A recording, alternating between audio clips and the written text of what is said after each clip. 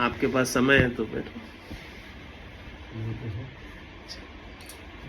तो आगे प्रहलाद जी बता रहे हैं, तो मैं ऐसे भगवान को कैसे छोड़ दूं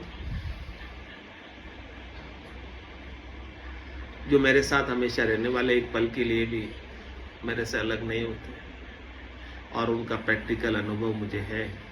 जिसे प्रैक्टिकल अनुभव नहीं होता है वो तो भले छोड़ सकता है, लेकिन मुझे तो प्रैक्टिकल रूप में अनुभव है, इसलिए मैं नहीं छोड़ सकता। तो मात पिता कुलत्र कुल बंधु देह देह प्रति मिले संबंधु। कह रहे माता पिता कुल परिवार भाई बंधु तो हर एक देह में मिलेंगे। कोई भी देह ऐसा नहीं है कि उसमें आपके माता नहीं होंगे, उसमें आपके पिता नहीं होंगे, उसमें आपके भाई बंधु नहीं, सगे संबंधी नहीं होंगे। कोई भी देह में जाओगे, किसी भी परिवार में जाओगे, किसी भी योनि में जाओगे, सब जगह मिलेंगे, लेकिन ऐसा ज्ञान कहीं नहीं मिलेगा। आपके परमात्मा के सच्चे संबंध को बताने वाला सद्गुरु आपको कहीं नहीं मिलेंगे, और जब तक सद्गुरु नहीं मिलेंगे तब तक आपका भ्रम मिटने वाला नहीं, और जब तक भ्रम नहीं मिटेगा तब तक कर्म भी आपके मिटने वाले नहीं। सुख संपत्ति अरु विषय रस भोगा, पशु पंखी हूँ लहे संजोगा। कह रहे कि ये सुख संपत्ति विषय रस के भोग, खाने पीने सोने के, शब्द रूप रस गंध स्पर्श के सुख तो पशु पक्षी को भी मिल जाते हैं। उसमें क्या नई बात है, तुम इसको भोग कर खुश हो रहे हो, तुम इसको पाकर खुश हो रहे हो।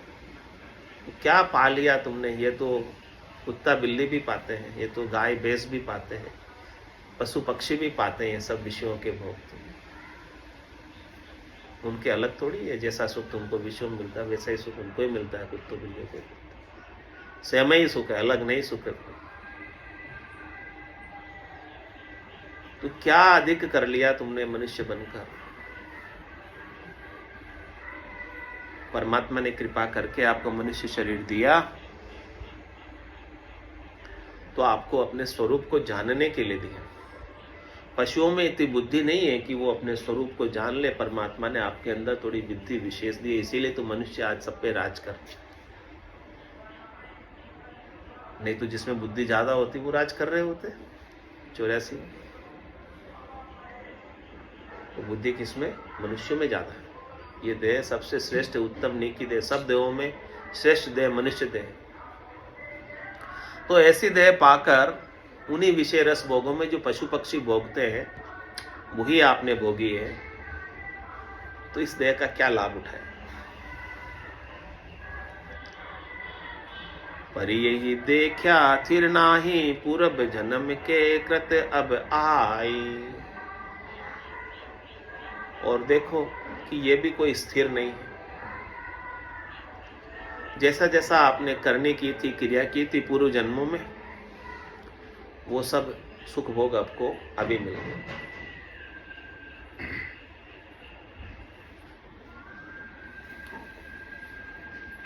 जैसा जैसा आपका पाप थे, जैसे जैसे आपके पुण्य थे, उसके अनुसार आपको सुख और दुख।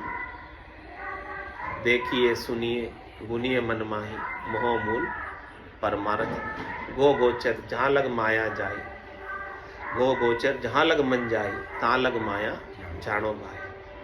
वो सब माया ही है सब जगह, जहाँ तक आपका इंद्रिया है, और जहाँ तक आपको इंद्रियों से आपको देखने सुनने गुनने में आता है, वो सब माया ही है, वो सब प्रकृति ही है, वो सब करने क्रियाओं में होने वाला है। इसमें आपका परमार्थ नहीं। और कह रहे हैं कि कहूँ न कहूँ को सुख दुख कर दाता, निज कृत भोग भोग कर्म सब दाता। कोई किसी को न तो सुख देता है और कोई किसी को न दुख देता है, वो सब अपने ही किए हुए पूर्वकृत कर्मों का भोग भोगते हैं। पिछले जन्म में जो किए थे वो इस जन्म में प्रारब्ध के रूप में आ गए। जैसे कभी बीज बोता है, उसका वृक्ष कितने टाइम में बनता है, फसल कब आती है, फल कब आता है उसका, टाइम लगता है ना उसमें। अब अलग अलग कर्मों के अलग अलग टाइम। कह रहे और जमाना संतदास आगे पीछे हो, कलयुग हाथों हाथ दगा करो। और जमाने में तो टाइम ज्यादा लगता था, सतयुग में, त्रेता में, द्वापर, क्योंकि उसमें आयु अवधि अधिक होती थी। लेकिन कलयुग में तो अल्प आयु है, इसमें तो थोड़े ही समय में फल लग जाता है। इसीलिए कर्म करते वक्त ध्यान रखना कि ऐसे कोई कर्म हमसे नहीं बन जाए जिसका हमें कष्ट दुख उठाना पड़े, और अपने ही किए हुए कर्मों का फल हमें भोगना पड़ता है। हमें भरा पूरा परिवार मिला है, सुख संपत्ति धन वैभव भी मिला है, तो ये अपने ही कर्मों का फल है। और दुख प्राप्त हो रहा है तो ये अपने ही कर्मों की वजह से प्राप्त हो रहा है। किसी को दोष इसमें और किसी का दोष नहीं है, लेकिन अपन दोष देते हैं। दुख देने वाला सामने दिख रहा है, गाली निकालने वाला दिख रहा है, कष्ट देने वाला दिख रहा है, तो उसे क्या कहते हैं? उसके अपन दुश्मनी कर लेते हैं उसके साथ। तो कह रहे कि उनके साथ दुश्मनी नहीं करो, उनके साथ द्वेष मत करो, नए कर्म मत बांधो दुश्मनी करके, द्वेष करके। वो तो आपके पुराने कर्मों को चुकाने के लिए, ऋण बदले चुकाने के लिए आया है, ताकि आपका चुक जाए, बाकी नहीं रहे।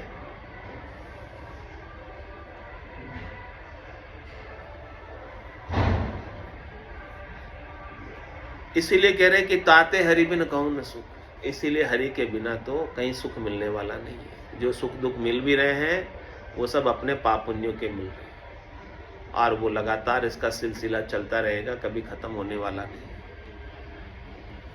तो क्या करना? पाप पुण्य दुनिया सुन्यारा, भरम करम दुनिया सुन्यारा। जहां सु रहो लिवलाई, कह सुखराम राम बिन जग में सभी कर्म। ऐसे राम जी के बिना जो कुछ भी आप करते हो उन सब से कर्मों का बंधन होता है, कर्म करते नहीं है। ये राम जी का जो नाम है उसी से कर्म करते हैं। इसके सुमरण से, इसकी स्मृति से ही सारे कर्म समाप्त होते हैं, इसके बिना नहीं। इसीलिए मैं ये नाम तो छोड़ने वाला नहीं। ताते हरि बिन कहूं न सुख, सदा संगाति परम पिबक। इसलिए हरि के बिना कहीं सुख नहीं है, वो हमेशा मेरे साथ ही है और मुझे परम आनंद प्रदान करने वाला है, परम अमृत देने वाला है। तो इस प्रकार की बात सुनकर हिरण्यकश्यप ने कहा, विष्णु कहत सो उठ्यो रिसाई, मारो बेग भाग नहीं जाई। यहाँ के तो मन ओरई आई, जाते में दुख पाऊ माही। चंदन के बन उपजो बासु, जब तब करे कुटुंब को नासु। जैसे सरप अंगूठा लागे, नकशिक लहर हलाहल जागे। ताते काट अंगूठा डारे, मोह करे तो सर्वस हारे। तन को दुख न काई सुहाई, बिन बूटी से वेदन जाई। शत्रु पुत्र को वेश बनायो, कुल अंगारन काहू भायो। तब सरप सिय रुस्वान लगाए, अंतर जामी निकटन आए। बहुरियू नाग फास सु बांधे, समंदर बोरी देते आराधे। तब तिन गए पर्वत तन चापे, डोली धरणी शेष सिर कापे। पर्वत भये मनहु शिर फूला, छूट पास जल थल समतूला। सकल व्यापी सब में राखे, जन प्रहलाद राम सत भाखे। सिमरथ राखन हार है, तो मारन हारन कोय। जन गोपाल जग जख रहे, बालन बाका हो। इस प्रकार की सारी प्रहलाद जी की बात सुनकर हिरण्यकश्यप को और क्रोध आ गया।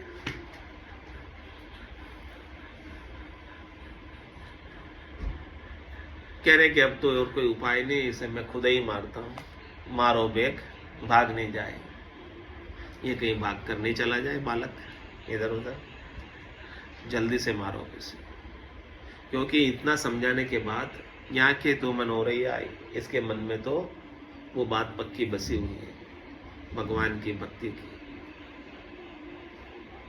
तो जाते मैं दुख पाऊंगा, इसीलिए मुझे तो बड़ा दुख हो रहा है कि ये मेरे कुल की मर्यादा को ताक में रखकर राक्षस कुल की राजनीति का पालन नहीं करके ये ऐसे भगवान का भगत बन रहा है। कह रहे चंदन के बन उपजो बासु, ये तो ऐसा हो गया कि चंदन के वृक्ष है सारे हम राक्षस कुल, और उसके अंदर एक भगत बांस पैदा हो गया।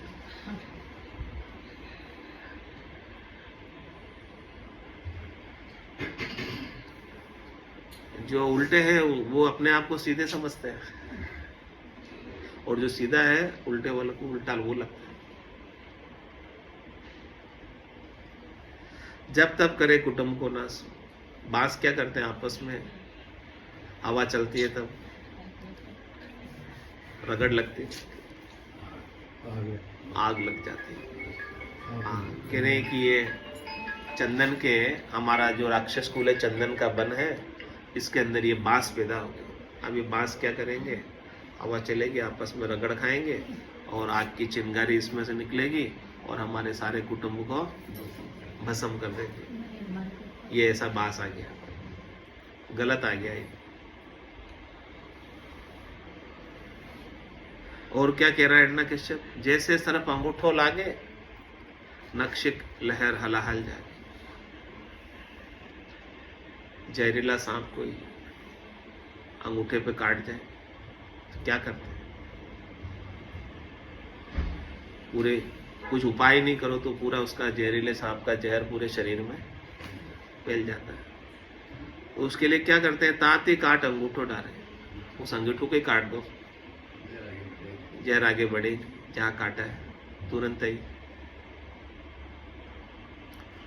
और करे मोह करे तो सर्वसार है, यदि आप मोह करोगे अंगूठे का तो पूरे शरीर से हाथ धोना पड़ेगा। ऐसे ही ये जो है हमारा प्रहलाद जो है अंगूठे के समान है, इसको कोई ऐसे मिल गए होंगे जो ऐसी जहरीली बात समझा दी। अब ये जो इसका जहर है वो हमारे पूरे कुल में फैल जाएगा यदि इसको हम नहीं करें। जहरीली बात किसने बताई, नारद जी ने बताई।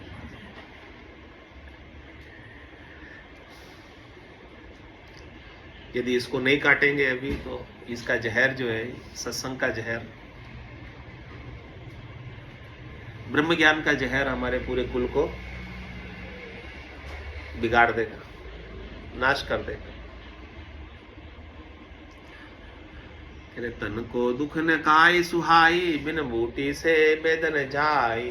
कह रहे कि तन का जो दुख, कहीं शरीर के किसी भी अंग में दर्द हो रहा हो, चाहे माथा ही दुख रहा हो, पेट ही दुख रहा हो, तो दूसरा काम कोई कर सकते हैं क्या, जब तक वो दर्द ठीक नहीं, माथा ठीक नहीं हो तब तक और कुछ सूझता नहीं, पता नहीं चलता। तो उसके लिए तो कोई ना कोई दवाई, गोली, औषध, जड़ी लेनी पड़े, तब ठीक हो, तब काम हो। तो ऐसे ही ये प्रहलाद जो है हमारे राक्षस कुल के अंदर एक दुख देने वाला है। अब इसकी कोई ना कोई इलाज तो करना पड़े, इसके बिना ये हमारा दुख जाने वाला नहीं। शत्रुपुत्र को वेश बनायो, कुल अंगारन काहू भायो। कह रहे कि ये शत्रु है, हमारा दुश्मन है, लेकिन पुत्र के रूप में हमारे कुल में आ गए, पुत्र के वेश में आ गए शत्रु। तो ये कुल में हमारे अंगारे के समान, चिंगारी के समान आग लगा देने वाला है। इस अंगारे के तो बाहर कर दो तो ये अच्छा है, ये तो हमारा पूरा कुल जल जाएगा। तो ऐसी बात उसने सोची।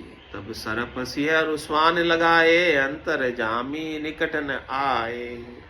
कह रहे कि तब उन्होंने सरप लगाए, शेर लगाए, कुत्ते पीछे लगाए, बड़े बड़े काटने वाले पागल कुत्ते,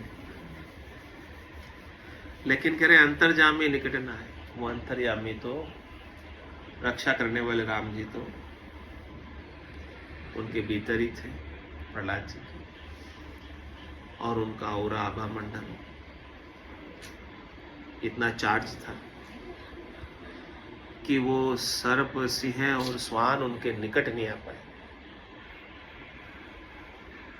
पास नहीं आ पाए।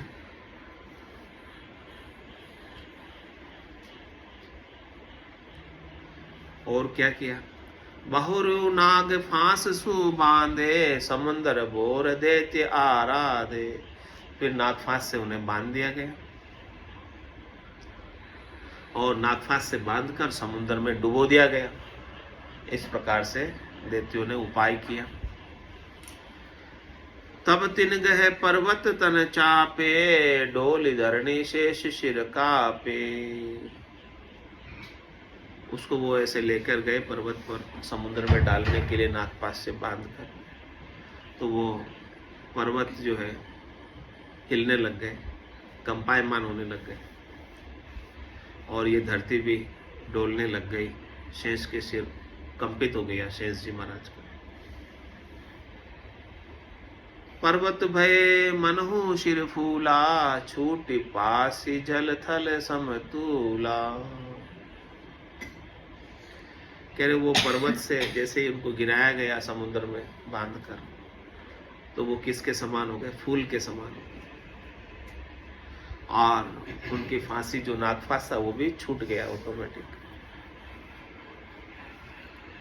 तो सकल व्यापी सब में राखे, जो सब में व्यापक है वो सब जगह रक्षा करता है। इस प्रकार का हमें भरोसा, विश्वास, नैचा, प्रतीति, दृढ़ता पक्की हो जाए। जन प्रहलाद राम सत भाके।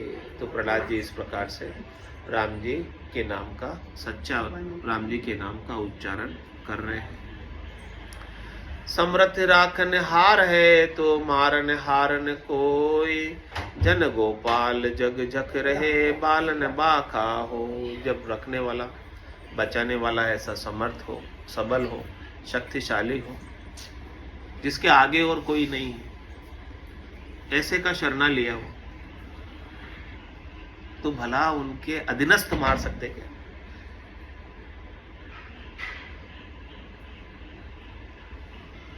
जब आप राजा के शरण में चले गए, तो राजा के अधीनस्थ की क्या ताकत कि राजा की आज्ञा के बिना आपको दुख पहुंचा सके, कष्ट पहुंचा सके? जब तक राजा नहीं कहे, तो आप राजा की शरण में हो, सबल की, समर्थ की शरण में हो, तो आपको दूसरे एरे गेरे, नत्थु गेरे थोड़ी मार सकते।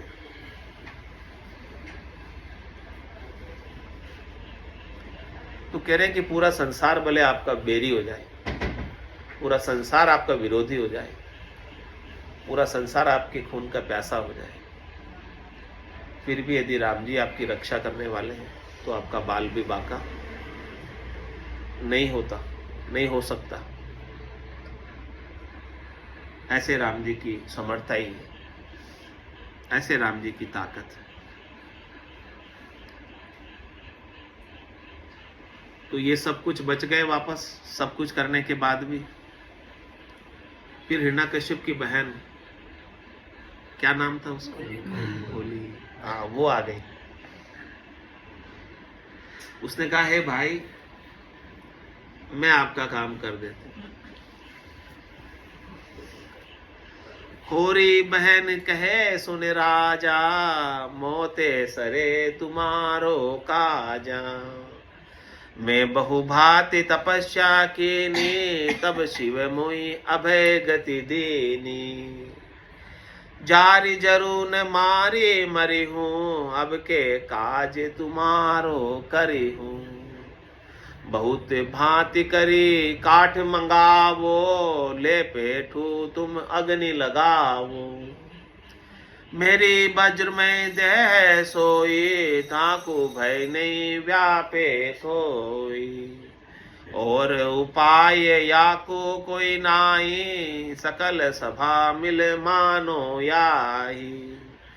तब राजा मन हर्षो भयो, भवन हमारो कारज कर लियो। जन प्रहलाद देखो नैना, तब लग नाइन मोकू चैना। काठ सकेल करे उछावो, भक्तिवान नहीं भावे काऊ। तब घर रचो काठ विस्तारे, दशो दिशा पर्वत से ढारे। होरी गोद लियो प्रहलादो, नित की अधम दुष्टनी आदो। जे कोई आको दर्शन देखे, हरिसो विमुख असुर गति लेखे। राजा रचो अचंभो भारी, देखन गए नगर नर नारी। ले प्रहलाद ही तत्क्षण पेठी, भीतर दे आड़ी हुए बेटी। तब होरी ने हिरण्यकश्यप की बहन ने कहा कि हे भाई, मैं तुम्हारा काम सार दूंगी, क्योंकि मैंने बहुत तपस्या की और तपस्या करके मैंने भगवान शंकर से अभय गति प्राप्त की, वरदान प्राप्त किया कि मैं आग से जलती नहीं हूं और मारने से मरती नहीं हूं। इसीलिए आज भी जल रही है, मर कर रही है। 8 साल जलती है लेकिन मरती कहाँ, वापस आ जाती है अगले साल। ऐसा वरदान उसे प्राप्त हो गया कि जारी जरूर न मारी मरी। तो अब के काज तुम्हारो, इस साल में आपका काम कर देते, इस समय आपका काम कर देते। तो क्या करो, बहुत भांति कर काठ मंगाओ। अब आप बहुत प्रकार से लकड़ियां मंगाओ और ले पेटू तुम अग्नि लगाओ। मैं वो बालक प्रहलाद को, बुआ थी ना, बुआ भतीजे को मैं लेकर बैठ जाऊंगी और तुम आग लगा देना। मेरी वज्र में देह सोई, मेरी देह तो वज्र के समान जबरदस्त है। ताकू भय नहीं व्यापे को। समय हो रहा हो तो पूरा करो। ले पेटू तुम अग्नि लगाओ, मैं बैठ जाऊंगी और तुम आग लगा देना। मेरी जो देह है वो जलने वाली नहीं है, तो मुझे कोई डर नहीं है। और दूसरा कोई उपाय तो सब तुमने करके देख लिया, किसी से ये मरा नहीं। तो सभी जने मिलकर मेरी बात मानो। तब राजा को बड़ी खुशी हुई कि बहन ने आज मेरा काम कर दिया। जब तक मैं मेरे आंखों के सामने रहेगा प्रहलाद, तब तक मुझे चैन नहीं मिला।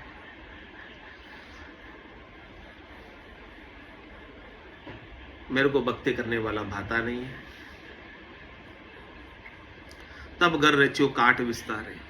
तब उसके घर में काठ का विस्तार हुआ। 10 दिशा पर्वत से डारे, 10 दिशाओं से लकड़ियां मंगाई गई। पूरब, पश्चिम, उत्तर, दक्षिण, आकाश, पाताल और इनके 4 कोण, संधि कोण, पूरब पश्चिम का, उत्तर दक्षिण का, ये सारे कोण संधि कोणों से भी सब तरफ से मंगाई गई लकड़ियां।